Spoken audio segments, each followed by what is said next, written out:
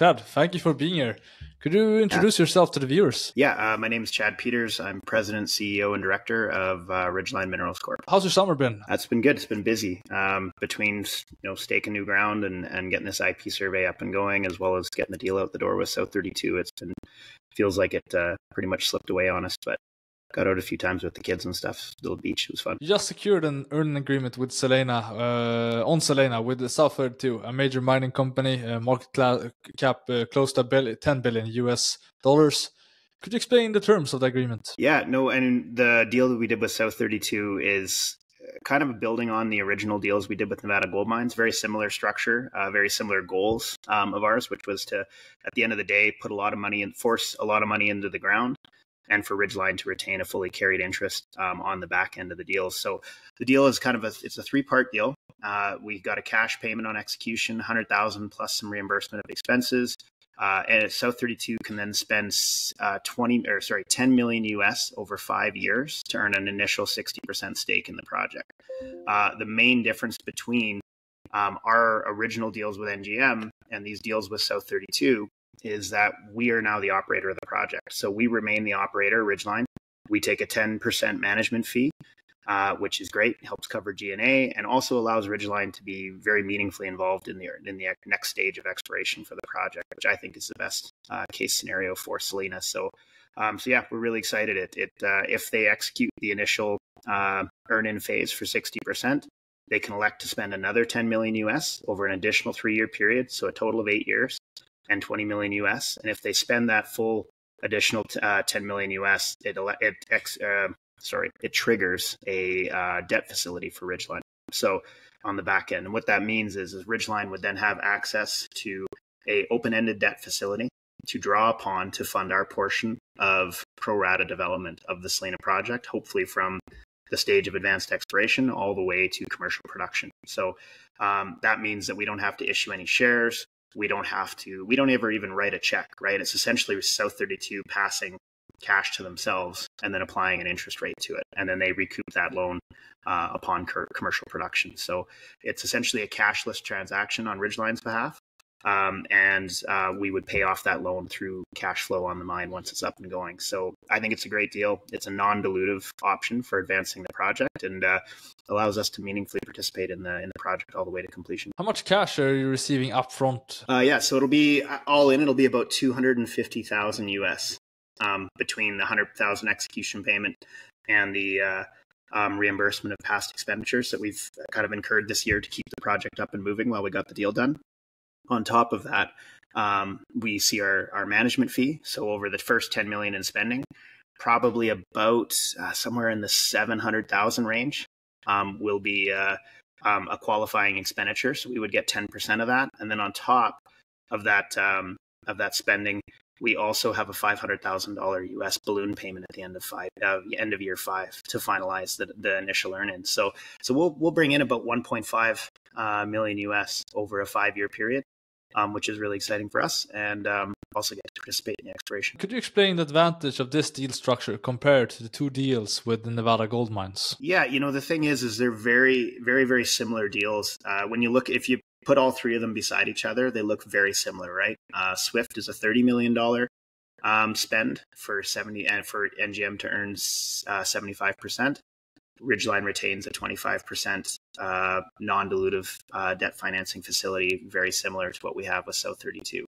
The main difference between the NGM deals and the South 32 deal is there's a much more clear and concise trigger mechanism for that debt facility. So for South 32, it's all or nothing for them when it comes to earning that 80%.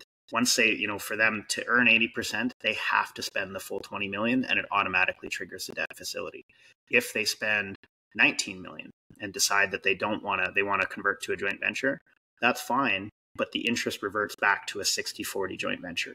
That additional 9 million they spent to attempt to get towards that earning into that 80% would be, essentially, that would be money that they wouldn't be able to recoup, and it would revert back to 60-40. So I like the way that deal's structured, because if we have to participate in a joint venture on a pro rata basis, I'd much rather have a 40% stake. I believe that's financeable. You can go to banks and you can arrange debt facilities. with third-party groups. Whereas if you get into the 25% ownership range, that becomes much more difficult, right? It's a too small of a stake to go out and raise significant equity or do a debt financing on, unless it's a world-class discovery. So in our case, I think the debt facilities are a great way of both giving our major partners, both at NGM and South 32, the opportunity to earn into that majority stake they're looking for, while at the same time protecting Ridgeline's interests. Excellent. And I mean, ultimately, if it ever becomes a mine, they would like to own as much of it as possible. As they're a large company, they're not capital constrained in that manner. Yeah, it really comes down to exploration success, right? If any of these deals yield a truly significant discovery, which we hope they will, then obviously these major partners do want to own as much as they can. And we have a very clear kind of, I guess you could say, trigger setup that allows them to hit those various milestones. And it just requires spending capital and then providing the debt facility on the back end. So we think they're fairly structured deals. And we hope that, they drill something exciting enough in any one of them that it forces them to buy as much of it as they can. And so right before the announcement of the deal, you got the plan of operations for exploration, and you also got, earlier the summer, you got the permit to drill a groundwater well. Was the South 32 deal contingent on both of these items? I wouldn't say that it was contingent. It never was written, there's nothing written in there that the deal was contingent on closing of either, but certainly it was an important part to the deal to both us and South 32. Frankly, we'd used up most of the exploration disturbance under the original notice of intent, which is a smaller Bureau of Land Management administered exploration permit that you can get in the US. So we'd used up about 4.8 of the 5 available acres, right? So there was no work that could really be done without that plan of operations being approved. So that was a major milestone for the project. It took us over 2.5 years to get it approved. So we started working on this a long time ago. We realized that this was a significant discovery. And in order to entice a major or advance the project beyond, early exploration, the plan of operations was critical. So how long is the plan of operations active, and can it be renewed? Well, actually, it's an interesting thing. As long as we're continuing to operate on the plan of operations, there's not much of a kind of a time frame on it. As long as we're continuing to work, keeping the project bonded, then we're clear to continue working on it for, I think it's 20 or 30 years. I'd have to look back in the fine print to see, but and even then you can renew the plan of operations as long as you're showing that you're continuing to work the project. So could we show the plan of operations on the permitted pads that you have? So this is an overview of the Selena project, and you can see that we have our project outlined in yellow, and then you have Freeport-McMoRan's Butte Valley project directly west of us. We share a boundary, and they have the Butte Valley Porphyry, and then directly to the north of us in the highlighted area is the Limousine Buttes project that's owned by Nev Gold. And that's more of a true, call it a disseminated Carlin type gold system that they have over there. So what I just pulled up, and I'll zoom in here so everyone can see it a little better. By the way, you can see my screen, right? Right, Jasper? Yeah, I see it good. Okay, good. Just checking. So everything, all these little red dots, these are the phase 1 plan of operations that were approved. So in that white box there that I just outlined. So I don't have the roads. The white roads are our existing roads, the white lines. What I don't show is all the little interconnecting roads that connect all of these drill pads together. It turns into a total rat's nest. But just this is just out of the 200 acres that we've had approved that fall within the greater plan of operations boundary that looks something like this that I just outlined in blue. Within that, those red dots only represent 34 acres of disturbance. So very minor amount of the total disturbance that we are actually bonded and approved for on the project. So this allows us to get really aggressive in the chinchilla sulfide and chinchilla oxide areas. And we're excited. I mean, there's really no limit to the exploration that we can do at this point at the Selena project in these target areas. We can get very aggressive. We can advance this thing all the way through feasibility study if we have success and are able to move towards that. So it's a big deal for us. These are all gravel roads. So this is a main county road that actually tracks right across the edge of the project. It actually cuts right across the Butte Valley Porphyry, that white line to the left. And so any roads that we build would just be graveled roads. We pretty much get a bulldozer, bring them in, and it would be something that would just have to be built as we explore and build more and more pads. So in other words, using a bulldozer to do gravel roads is not a major cost. No, that's at the end of the day in a drill program, it's barely a rounding error compared to the actual drilling itself. So how easily can you change the location of the pads as you learn more about the targets? Yeah, and that's why we only permitted an initial 34 acres worth of disturbance, because we know that obviously those are going to change over time. So pretty much what you do is you go back to the Bureau of Land Management and you say, okay, I want to move, I want to add pads all the way across maybe the chinchilla sulfide target in a different area. You just have to propose a work plan and make sure that they'll look at it, make sure that all of our archaeology studies or biology studies areas cover the areas where we're drilling pads. And then pretty much they just approve that. We have to make sure that we're adequately bonded after, which is the environmental bond in case we were to abandon the project, which of course we wouldn't do. And yeah, so it's probably about a 3-month process, I'd say, to go out and get pads moved around and stuff like that. But it's fairly straightforward. And now that the plan of operations is approved, modifying that plan on a work plan basis is fairly easy. So I mean, this is a great deal. It's also, in fact, the only way forward, as you don't have the share price to support a solid drilling program at Selena without you're a real diluting company. So how far back did you realize that you had to do a JV? I think it happened. So if we look, I'll show you a cross section here. So what I want to show you all is the main thing that made us realize, okay, we need to bring in a partner here is the original drilling that we did at Selena or Chinchilla Oxide. Is you see all this in brown? That's kind of our what we envisioned as potential open pittable oxide, silver and gold mineralization, right? Outcropping its surface up to here. And we saw it continue all the way down to about 200 meters depth over a distance of about 1.2 kilometers. What we did in 2023 is we actually drilled beneath that oxide zone. And we drilled another 1,500 feet beneath that. And what we proved is, okay, the Gilmet limestone, which is that light gray unit, that's a phenomenal host. And all the way down through the Gilmet, we were seeing significant altered zones, up to, a few hundred grams per ton silver equivalent to over, 1 to 3 meters was kind of what we were seeing. But it showed, okay, we're not just looking at a 100 meters, thick zone, near surface. We're talking about having to drill holes. We're talking, I'd say the full altered zone from here to here is almost 500 meters thick.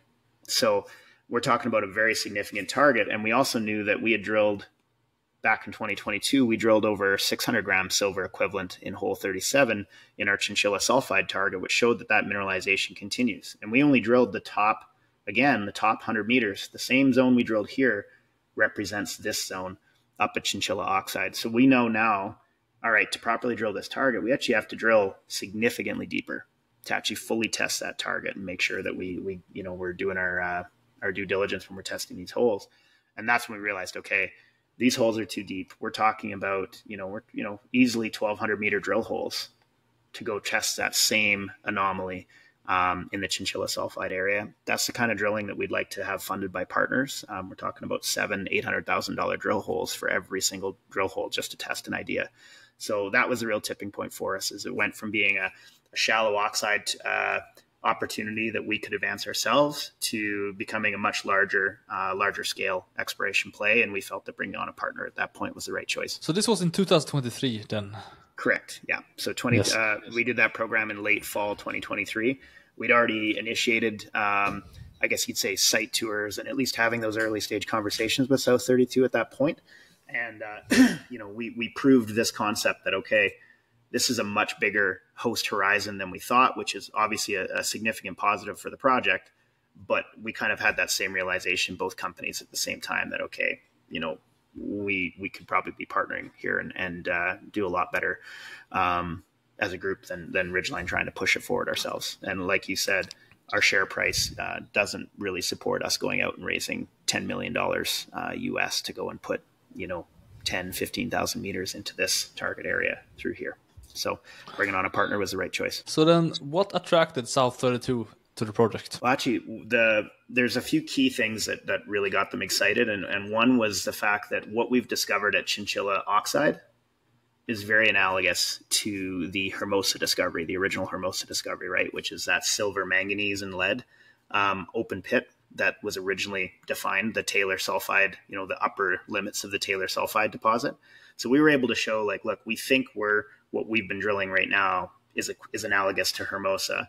And we also believe that this single drill hole we put into the Chinchilla sulfide target, that represents the upper levels of what could be maybe the Taylor sulfide, analogous to the Taylor sulfide deposit that makes up the bulk of the Hermosa Taylor deposit. So we kind of laid that theory out there that, okay, we've done this early work to prove that there's continuous mineralization at the very least for over 3 kilometers, which is significant, right? So we proved scale.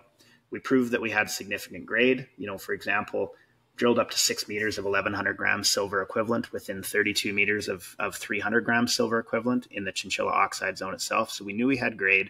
We knew we had potential for scale. And the last missing piece that they actually needed to see was us proving that the host horizon of the Guillemette was 400 to 500 meters thick instead of the original 100-meter thick zone that we'd originally tested at Chinchilla oxide. So once we proved that last piece, which is there's enough actual tonnage potential in the Guillemette horizon itself to host a significant discovery, that was kind of the tipping point for South 32, which kind of got them really excited. You're proving that at Chinchilla oxide there's enough horizon down where there are sulfides, but that is quite far away from the actual the conceptual target. Well, yeah, that's but when you look at so just what I just shifted to here was our same section, but I've put magnetics, which are these guys here. I put our 3D mag inversion on here, which is showing major structures. And then I also overlaid the actual Taylor sulfide deposit, which is there in red, and the Sunnyside Porphyry in blue to the west. And what I really want to show here is it's a scale comparison, right? The Chinchilla oxide zone still fits as an analog to the Hermosa, I guess they call it Clark now, but the original Hermosa open pit discovery. And it wasn't until what broke things open for Arizona Mining in their discovery is they actually just drilled down dip of the Hermosa deposit into the favorable carbonate horizon, and they were able to find the Taylor sulfide deposit. So that's what really got South 32 excited is we were able to show, okay, look, we're showing your own deposit overlaying over top of ours, and our Chinchilla sulfide target, which is from here to roughly here, it can fit your Taylor sulfide deposit in it to scale. And it shows a similar distance from the Sunnyside Porphyry and the Taylor discovery as we see at the Butte Valley Porphyry, which is behind the Sunnyside overlay here and our original discovery here. So we have, just from a pure zonation and scale perspective, there's a lot of similarities here. Obviously we got to go and prove it, right? But those are the early things that got South 32 pretty excited. You'll this fall do the Magnetotelluric survey. What do you hope to learn from it? Yeah, so the MT survey is a really critical piece to our next stage of exploration here. And the reason being is yes, there's a great opportunity to come in and test a Taylor sulfide analog at Chinchilla sulfide. But until we do the MT survey, we really don't know exactly where to put the best possible holes, right? They might be 200 meters north of this section. It could be 400 meters to the south of this section, right? It's a very large target, both in the north-south and in the east-west. So what the MT will do is it's going to help us identify conductivity zones, right? So essentially zones of where you're seeing sulfide accumulation, hopefully semi-massive to massive sulfides. That's going to show a conductivity high, and that conductivity high is what we want to target with drilling. And the MT, the great thing about MT is it's actually able to see down to depths of up to 1.5 kilometers depth, which would be right about there from surface, right at Chinchilla sulfide. So it's really critical that we're able to image all the way through our target area and make sure that we're putting our best foot forward with those early drill holes. Because like we said, they're not cheap. It's, $700,000-800,000 per drill hole. Even for a group like South 32, that is not a cheap drill hole, right? So that will get us, allow us to be far more effective with our targeting at Chinchilla sulfide. And there's the potential that it could actually identify even bigger targets elsewhere on the project. It's really important to point out, our MT survey is actually going to cover all the way through here. So the Chinchilla sulfide target proper, it's right there that I highlighted in yellow. But we're actually going to be testing with MT all the way through the Juniper target, all the way through the Revival target. So who knows what we're going to see out of the larger regional survey. And that actually led to new discoveries at the Taylor project as well. They've made new discoveries At Peak, they've made other discoveries outboard of the original Taylor discovery, and the MT helped lead them that direction. So I think it's going to be a pretty critical piece to our exploration going forward. Is the MT survey the only thing that you need to get Selena sulfide, drill ready? Yep, absolutely. We've put over 10,000 meters of drilling into the project. We've identified very clearly what the zonation pattern of the system is, and that's what these dashed lines represent. So based on our close spatial relationship to the Butte Valley Porphyry, the best possible spot that we want to be testing for a high-grade CRD deposit is right through here. This is that outer rind within about 2 kilometers of the edges of that Butte Valley Porphyry system. That's where you're going to find, the Taylor sulfide type analog. What we've been drilling at Chinchilla Oxide, which is 3.5 to 4 kilometers away, that is the outer edges of that CRD system. It's still very robust mineralization at Chinchilla Oxide, but we also know that mineralization is decreasing in intensity this way. It's increasing in intensity back towards the porphyry. So without a doubt, that MT survey is hopefully going to show us where the big anomaly is through that Chinchilla sulfide zone.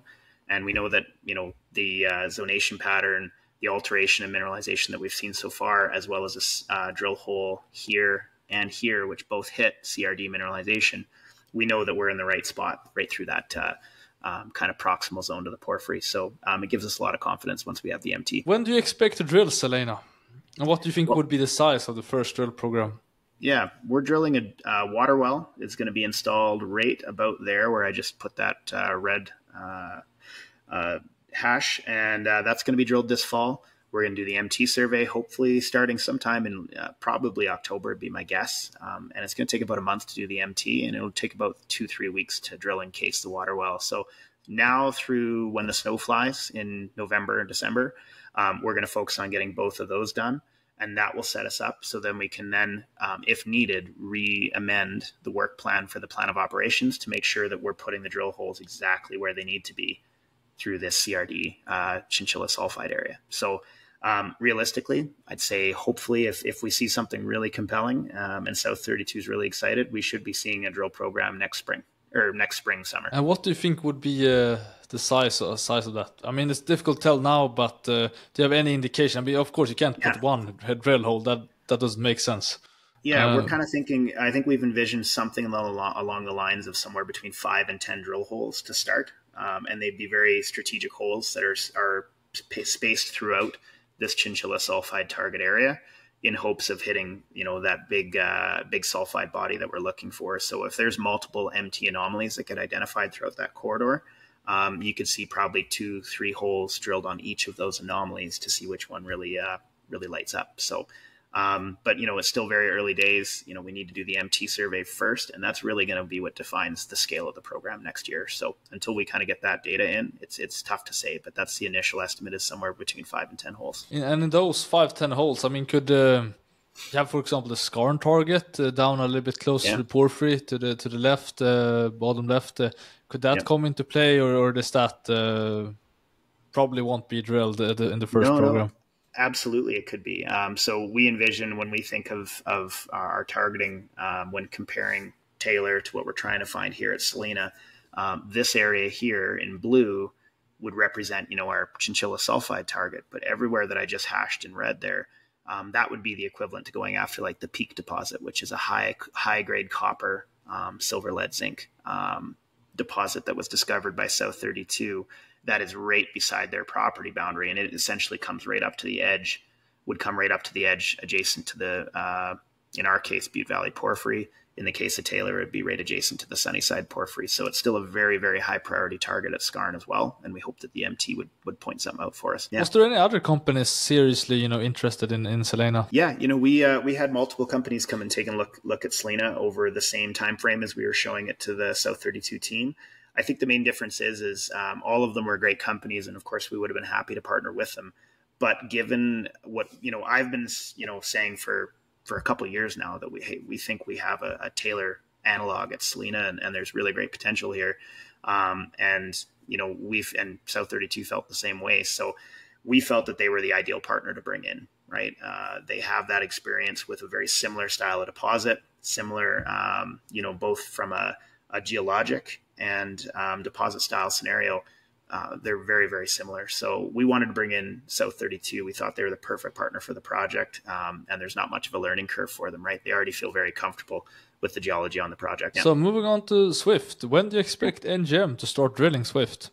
Yeah, NGM has started drilling Swift. I actually have a steering committee meeting with them today. So they've started their pre-callers at Swift. It took a little longer to get up and going just due to some permitting delays that ended up coming up last minute. So they got going in, I think, early July or early August is when they got that project up and going. But if we take a zoom out here, you can see our Swift project, which is being operated by NGM. I think that another key difference to point out is South 32 Ridgeline still the operator of the project, really active in the exploration, where Swift is actually being operated instead by Nevada Gold Mines. So they're going to be focusing on drilling.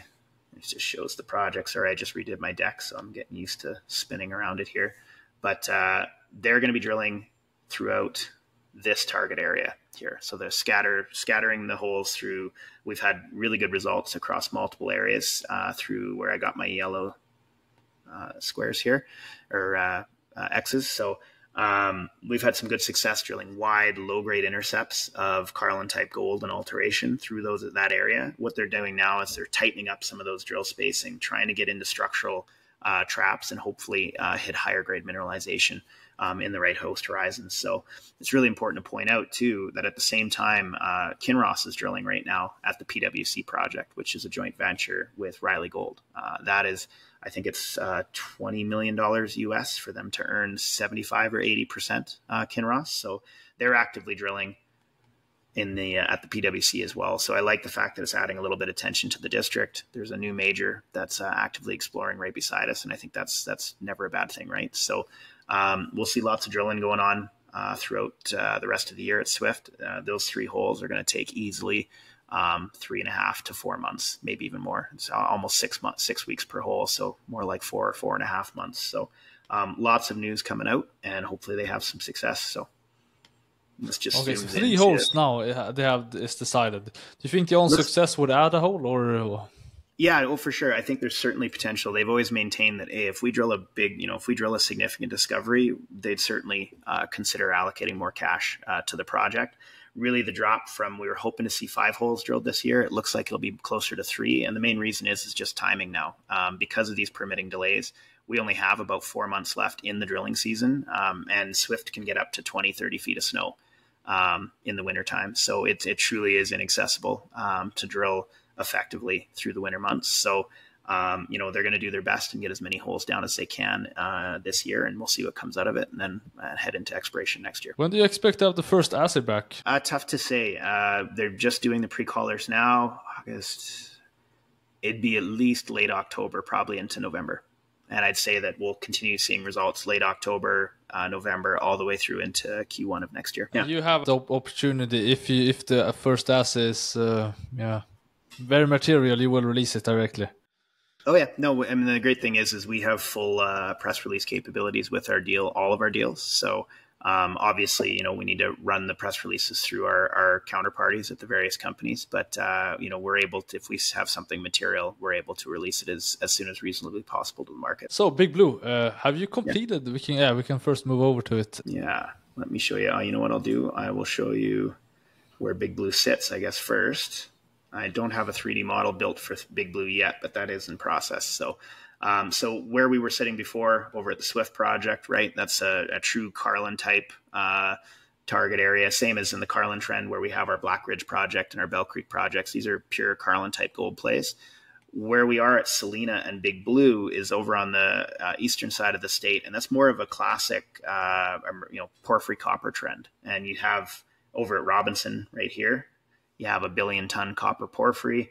Selena obviously is a CRD, that's our deal with South 32, but you also have Butte Valley, which is a Cretaceous porphyry gold system or copper system right beside it. And then again, we think we have another Cretaceous porphyry copper system at Big Blue. So pretty excited about the IP survey that's ongoing right now. And let me show you an image here. Here's what Big Blue looks like. And what really brought us to the project initially was the Delker mine, got us really excited. The Delker mine here is a historic producing copper mine from the early 1900s, produced 94,000 pounds of copper at about 6.2% before being shut down in 1917. So very high grade copper. That copper was mined as copper skarn, which, as we know now with our time working on Selena, is if you got skarn, you probably have a porphyry very nearby. And that's what really drew us to the project. So we've been focusing in this general area here, and we just completed multiple lines. These black lines here represent our IP lines. We did about 5 lines on each side of the valley, and we did 1 line that connected both the western and eastern sides together. It was about 30 line kilometers, give or take, of IP, and we're pretty excited about what we're seeing. That's quite a bit of lines. So is the IP complete now, or is it still? Yeah, no, we just completed last week. The data is being processed. We're going to be seeing final data coming through pretty soon, but preliminary data and sections that we're seeing are quite encouraging. What I really want to point out is this dashed line right here, the black. That is an outcropping Jurassic porphyry. So just when I say Jurassic, that's just the age of the porphyry system itself.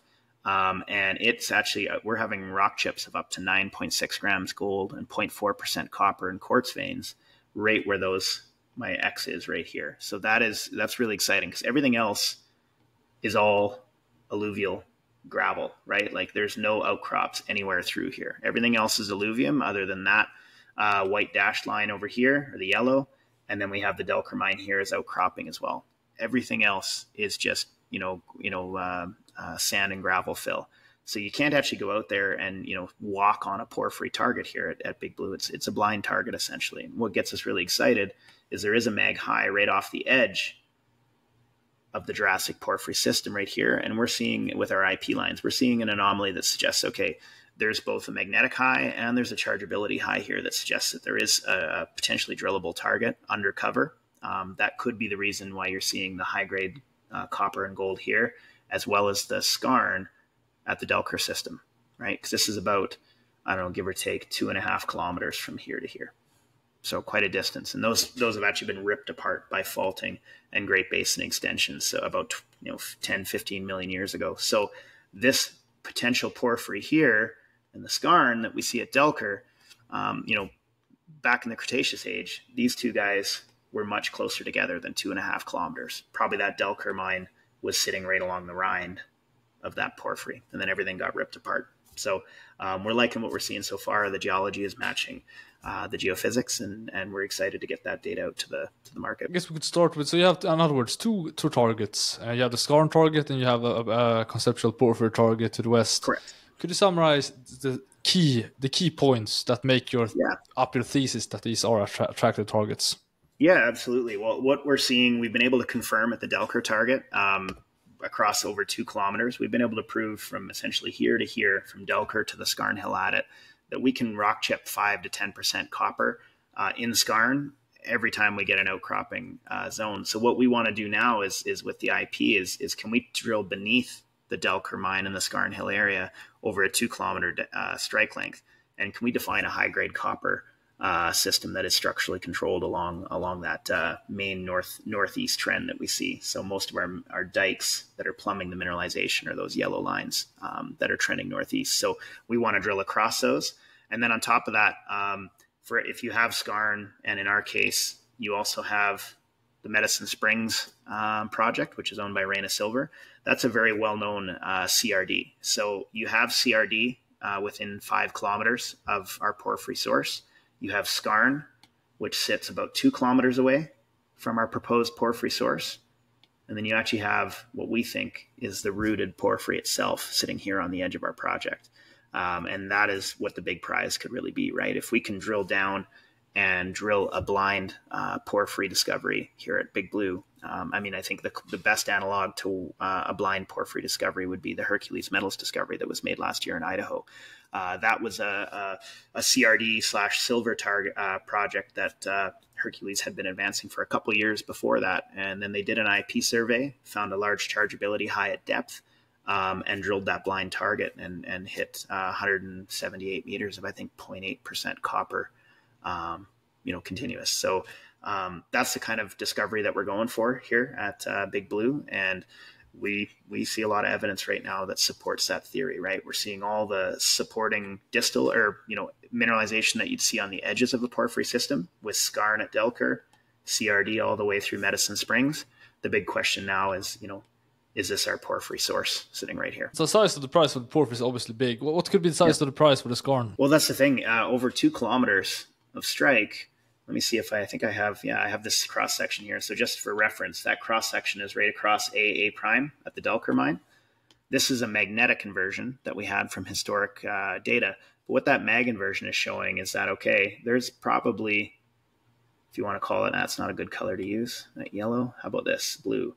There's a structural corridor that is feeding the Delker mine that is full of quartz feldspar dikes, feldspar porphyry dikes that are carrying copper mineralization. We believe that structural corridor is plumbing down into a larger potential, cupola zone or a secondary porphyry source to the Delker mine. So if we can drill, as we've proposed right here, across that structural corridor and do a fence across them, we should hopefully hit high-grade structurally controlled skarn, as well as hopefully start getting into some nice sulfide, maybe more true porphyry style mineralization at depth as we drill down into this area here. And the IP is showing a coincident chargeability and resistivity anomaly that would support that structural corridor. So, think of it this way.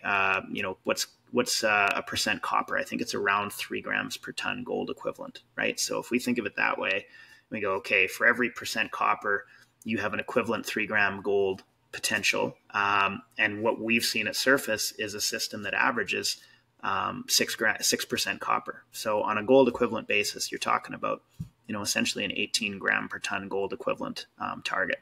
If we can drill a structurally controlled zone that's running anywhere from 3 to 6% copper, that would be a potential underground mineable scenario that would be very exciting. In the rock chip sampling, you have seen higher gold grades to the west, at the porphyry target. Do you have any theory or comment to that?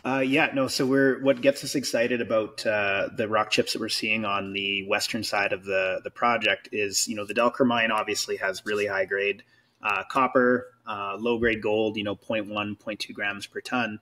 But as we head to the west, out in this area right here, we're actually finding quartz veins that are hosting high grade gold and still pretty modest grade, decent grade copper, right? 0.4, 0.3% copper, up to 9.6 grams gold. And we're also seeing a pretty significant increase in molybdenum grades, which is pretty important to point out because, moly typically kind of hangs out in the cores of porphyry system. It's a function of heat. The moly itself is not a very mobile element, so it tends to stay really close to the source, which is the porphyry. So the fact that we're seeing about a 10x increase in molybdenum grades versus what we see at the Delker mine suggests that, okay, as we head west towards this big magnetic high, we believe that is showing that, okay, gold grades are increasing, moly grades are increasing. We're getting closer to the porphyry core of this system. And that, again, supports the general story that we have between Delker and the Western Target, which is the Delker mine is a proximal high-grade skarn, which is what you fully expect to see on the rinds of a bigger porphyry system. But it kind of, again, hits home. This potentially is the big guy. That's the porphyry center that we want to be chasing. And so obviously both appear to be really good drill targets, but it is very encouraging to see. The molybdenum grades, that have you seen in rock chips? Have you seen that too in your soil sampling? Now you haven't assayed that, but you might have done some PRXF or... Yeah, no, we're not, we don't have any data on the soils yet. So the soils are collected. The PXRF can't do low enough resolution on molybdenum. So it has higher confidence, I guess you could say, in different elements. It does really well with silver, copper, lead, zinc, pretty accurate. But as you get down into those really fine details with stuff like molybdenum, you want to get a multi-element assay done on it to be confident. But the rock chips that we see at Delker versus the rock chips we see on the western side show a significant increase in both gold and molybdenum to the west. Do you think that the soil sampling that you have done but not assayed will change anything on how you approach your targets? It certainly could, but based on everything that we're seeing between the rock chips, the mapping, the geophysics we have in both magnetics, gravity, and now IP. I don't think that the soils are going to dramatically change the core target areas. What they might change on the drill hole level is, okay, maybe it increases our confidence in putting a drill hole right here instead of up on the Jurassic Porphyry side, right? So like, I think that it could certainly influence where individual drill holes go. But as far as the general target concept, I don't think it'll change it that dramatically. Okay, but so then Jurassic porphyries, I mean, you have already noted that are rarely economical. Do you think there is another porphyry, like a telescope porphyry of another age, or could you explain that? Yeah, it's not that it's not possible for Jurassic porphyries to be economic. I mean, the Yarrington district in Nevada is purely a Jurassic porphyry copper system, and that's a pretty significant copper district in Nevada. So there is still potential that this system itself, even if it was Jurassic age, could still absolutely be economic. But we strongly believe that based on everything we've seen in our mapping, that there is actually a younger, likely Cretaceous age system that is brewing at depth, and that would be a potential telescoping porphyry system under cover as a blind target. And the reason we believe that is there is a whole bunch of, think of like, so everything I'm highlighting in yellow, this is all outcropping Jurassic porphyry and some carbonates. And what we see is at Delker, we see northeast trending quartz feldspar porphyry dikes that are actually cutting up through both the Scarn Hill and Delker mines through a fault corridor, a major fault corridor. And those are younger age. They're cutting across the Jurassics, which means those late Jurassic porphyries, if they're being cut by younger dikes, it means that something younger than Jurassic age is sourcing that copper system. And we think it's going to be a Cretaceous porphyry. And we think that Cretaceous porphyry is somewhere out here in the valley. There's pretty good evidence for it. So that's kind of the thought process that's kind of backed up that staged exploration that we've been doing. At what depth are your conceptual targets, both the porphyry but also the skarn target? Yeah, we're still working that out. The Delker mine, it outcrops at surface, right? So your targets go all the way from surface well down to easily 400 or 500 meters based on what we're seeing. And this target on the western side, it looks like it's somewhere between 350 and 500 meters is kind of the start of the upper reaches of the target. And it's tough to say exactly what depth because obviously, IP, magnetics, they're only a guide, right? They don't tell you, you need to go in and drill the holes and see what you find from there. Have you staked more ground at Big Blue, and in what directions? Yeah, so we've been staking more ground to kind of support the work we've been doing. So we've been mostly focusing in this direction to the west, right? Making sure that we have that anomaly fully staked as far as we can. How many holes, and where would you like to put them at Big Blue in your first drilling program?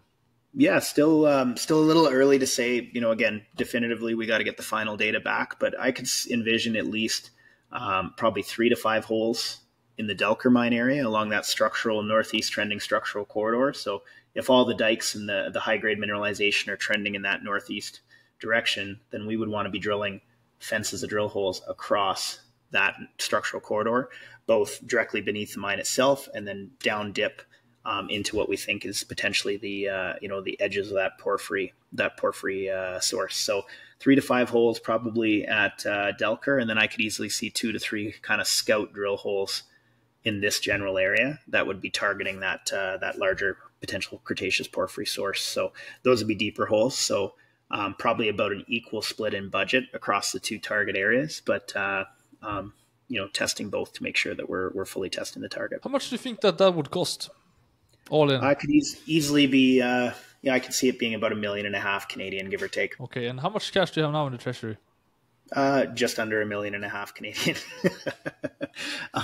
So we'd obviously need to do a small raise to support a program of that scale, and I think once the markets see what we believe the target and the potential could be, that I don't think we're going to have any trouble doing that raise whenever we decide to do it. I mean, we're certainly not going to do it in the short term. We think that there's a lot more room for the stock to move to the upside, and we want to make sure that we're reducing dilution where we can. So we'll get the news out for the IP, continue advancing the story across all of our projects, and when the time's right, we'll raise some cash. And if it means that we're able to drill in 2024, we will, and if it gets pushed into 2025, we're fully comfortable with that. And how much money would you like approximately to raise? I mean, because you don't want to be like after the race or after the drilling program, you have like 300,000 left. No, the market will sense that weakness.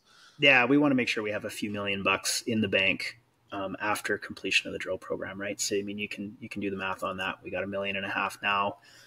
We need to spend 1.5 million on drilling, and we want to have a few million more left over after, so we're not forced to do a raise at a bad time. So, yeah, probably $3 million or something would be a general target that we'd be looking at. But it really comes down to the market and how they respond to the IP, and we'll adjust expectations from there. The demand for your last raise, which was, I mean, not too far away, I mean, a little over 2 million that you raised, was quite, I mean, yeah, you had a good demand. Do you think there would be any issue in securing 3 million?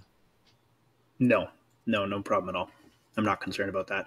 Only thing that I've never had any issue about raising whatever capital we've needed to raise. I mean, we've always been able to, we've always had really supportive shareholders who've bought into the business model and trust that we're spending the money properly. The issue just comes down to what personally us as a board are willing to, how much we're willing to raise and at what the terms are, right? So last raise was the most dilutive raise I've done since the seed round. I'd like to avoid doing that kind of raise ever again. So I want to get the stock up, and then we'll see what we're able to raise and do our best to keep dilution low. And I'm hoping that a maiden drill program at Big Blue is a company changing drill program for us. So yeah, we'll see how it goes. Do you think it's wise to wait for results at Swift, or how are you thinking about that? No, I'm done having my partner projects, waiting for my partner projects to be a driving force in financing or how we grow the company, right? The reason we did these deals with NGM, with South 32, is to make sure that these projects continue to be advanced at regardless of market conditions, et cetera, that those projects are still seeing money being spent. That being said, I'm not really interested in trying to get too cute with timing raises around news that is coming out of our partners, because we don't control the timing that they complete the drilling on, right? And so, just for example, at Swift, we've already had a 1.5-month delay due to permitting. We had hoped to be drilling in June, right? And now it's August, and the rig's been running for about 2 weeks. So, if I had tried to plan a raise around that June start, I'd be screwed, right? So. Yeah, we're excited about what South 32 or about what all of our partners are doing, but we're trying to get away from letting how those results go dictate how we grow the company. So that's why we have projects like Big Blue, which are 100% owned, and we can continue driving forward. Sounds like a good plan. And you don't want the financing to be dependent on like 1 or 2 or 3 holes. There's also 3 holes. Yeah. No. We're trying to build.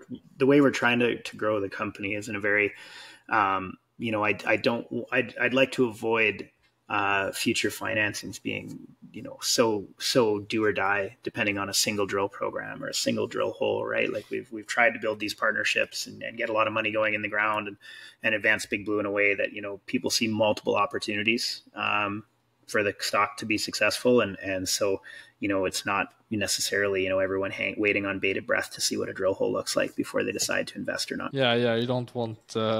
It sucks when you're a junior, you raise money to do a small program, and then it's like, if we don't hit, I mean, we're fucked.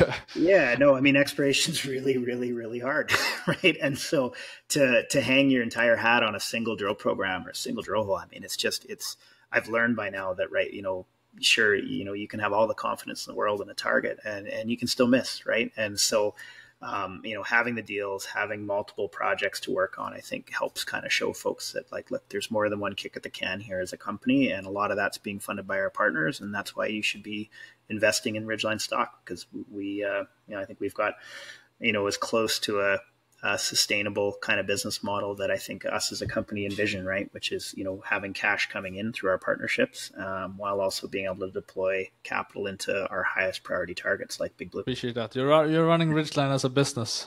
Trying, yeah, we'll see. Blackridge, what have you learned from the field program at Blackridge so far? Yeah, we're really excited what the Blackridge, the team at Nevada Gold Mines is doing at Blackridge. They're taking a very big picture approach to the exploration there, and I think it's important to point out, when we look, I'll just scan over here, they're very, very close to some of the biggest gold mines in North America, and they know exactly what they're looking for. The Fallon discovery sits right here. It's over 1 million ounces of 11 grams per ton. A brand new discovery that was made, I think, in 2021, and within 18 months, they already had a high grade resource out on it. It's open in this direction, and there's a very clear framework of what the NGM team is looking for as far as like surface expression of the system, geochemistry. So right now they're doing soil geochemistry, infilling soil geochem in these areas. They're mapping, they're prospecting, really getting a feel for what the key structures, the same, fault zone here, the Four Corners fault that is the control on the Leeville deposit, the Fallon deposit, and we believe the control all the way up through Black Ridge. That is what they're trying to make sure that they have a really good feel for. And then the idea would be is come in and drill some holes across that structure, just like that, and hopefully make a similar discovery to what you see at the Fallon deposit. So I'm excited about what they're doing at Black Ridge, and they need to spend about $1.2 million by the end of next year, or actually by July of next year. So there's a pretty tight timeline there. They're spending about $250,000 this year on doing that kind of baseline geologic work to infill kind of some of the gaps that we had from our programs. And then they got to go spend some money there, and I believe it's going to be with drill holes. So we should be seeing a drill program there in the first half of next year. I think it'll be pretty exciting. Is Black Ridge a shallower target than Swift? No, it's not. It's even deeper than Swift. So that's why we did these deals, right? It's too deep to go after as a junior company. And so just to put it in perspective, when you look at the Leeville mine, which is over 10 million ounces of about, I think, around 9 grams per ton, but don't quote me on that. Then you have the Fallon discovery, which is the next fault block over. Again, 1 million ounces at 11.3 grams. NGM owns all the ground in between these two discoveries, right? And then our project to the north. And they're just going to they've been systematically working their way across this corridor and mapping it, getting it ready for drilling. And they believe that there's good potential to, be targeting holes somewhere between 1,000 and 1,200 meters down. So it's not, certainly not shallow, right? And very expensive drilling. Will you, and if so, when will you announce results of their field program? Yeah, so their field program, they're probably going to be having results trickling in through the entire summer here. I'd say we'll probably do a pretty comprehensive exploration update in the fall, probably closer to October, November, but it really comes down to when all that work gets done by their team. And then, we'll try to message what that looks like for next year. And then, the budgeting process will continue with NGM, and we'll have a lot better idea of what that looks like in the first quarter of next year. You have another project in the pipeline. What could you tell us about it? Yeah, not a lot. Can't tell you much, but we are really excited about it. It is, think of like what we've been doing at Selena or Big Blue. That's the same kind of target, porphyry copper target that we're going for at this new play. We're still actively acquiring ground, getting a better understanding for the district. And so we're not quite ready to come out to market with that yet. But when we do, I think it'll be well received. It's a pretty exciting high grade opportunity, past producing mines dotted all over the project. And I think a really good opportunity to take a bigger picture look, which is what I think we've proven we're pretty good at these days is kind of taking some of these older stories, reinterpreting the data and coming at them from a different perspective. And I think that we'll be able to apply kind of the same playbook that we've done with all our other projects. And I think the market's going to like it a lot. When could we expect news on it? I'm hoping in Q4 of this year. Yeah, but it really comes down to we are in Q4 tomorrow, so no, sorry, not at all. No, we're not. In 1 month from now, we're in Q4. Yeah, we've got a month still. It's probably going to be later in the year, right? I'm trying to make sure that we want to make sure that South 32 gets full support on the Selena initiatives to end the year. And we also need to make sure Big Blue gets advanced as well. So we'll be focusing on those two as main priorities. And when the time's right, we'll be announcing what that new opportunity looks like. And be probably this year, though. I mean, this might be a little bit too early to answer that question, but you probably have a feeling of the nature of it. Is this something that you would like to advance and drill on your own, or has it sort of the type of character that a JV would be more beneficial? Yeah, we it's very shallow. It's a very shallow target. So we approach every single of our projects with the intention of drilling it 100% and making a discovery 100%. Right. So that is our how we advance our projects, and that's no different with this guy. I think what we always do after every drill program is we assess, okay, what were the results and what is it going to take in the future? If it does look good, you know, how big of a target are we going after? What's it going to cost for us to actually effectively test that target? And how risky is it to actually, pull it off? And so that's where, once we get through kind of that first maiden drill program, we'll probably reassess. If we think it's more beneficial to bring on a partner, we'll absolutely do so. And if we think we're onto something pretty significant, then we'll keep it 100%. So one thing that could probably quickly change that approach is if we have some material success in a maiden drill program at Big Blue. So if we really knock it out of the park at Big Blue and feel that, our capital is best deployed directly into that project, then we would probably start looking for a partner sooner at this new project, just strictly to make sure that it keeps moving forward, because we feel that, our money is going to be better spent advancing Big Blue, right? So there's lots of things that always adjust, I guess, our approach. But as of right now, both this project and Big Blue, we fully intend on advancing ourselves. Where do you envision Ridgeline Minerals in a year from now? Hopefully at a much higher stock price. And we have a lot of money going in the ground across multiple projects in that, kind of 1 year time frame from now. So I hope that a new discovery has been announced at both Big Blue and at Selena, and fingers crossed at Swift as well, right? But, that's what we're really going for, is we're just focused on making new discoveries, and there'll be a lot of money going in the ground over the next 12 months.